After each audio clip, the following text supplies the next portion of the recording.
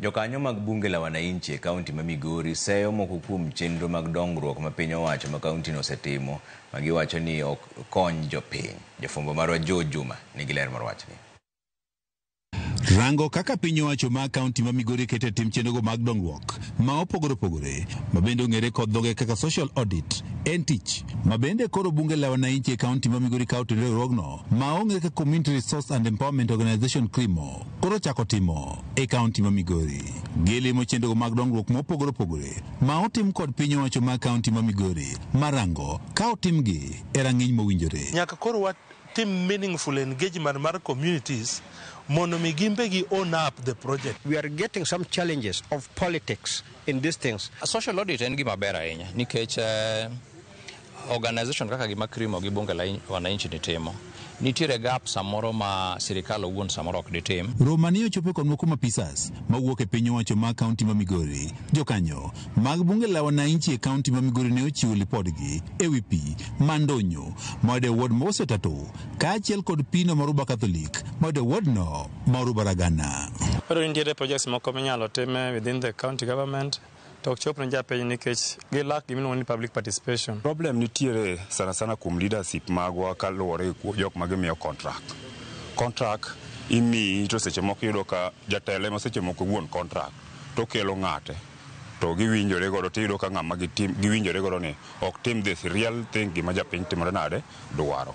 Jokanyo mag bunge la wananchi e ward no maruba Ragana ka otele ko jakom mar gi Freddy Kouma wach ni pidi mane okuny e kanisa no mar Catholic Moruba higni 5 mokalo pok okonyo oganda kaka ne igeno.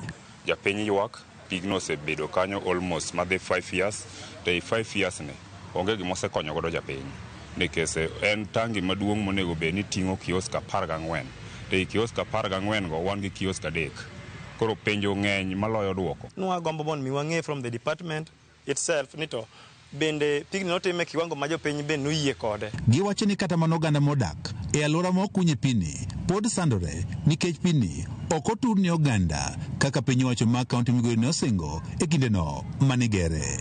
Japiny odong' ka ywak kendo dwaro pi okinyi godhiambo to kia ng'ama onyalo gore kuome mondo mi okelne pi to iyudo ka jok matin sana benefit pigno. Ywak bende nitiere gedo mar pino mandonyo moidore e ward no osetatu ma bende jokanyo mag bunge la wananchi wacho ni higni 2 nyaka ne chenro ni mar gedo ma pi chakre pigni koro pok oger rumo.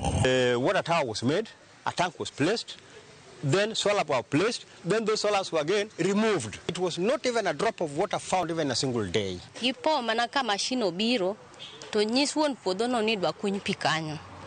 E kaka no kuny pi kanyo to pi no kowuok.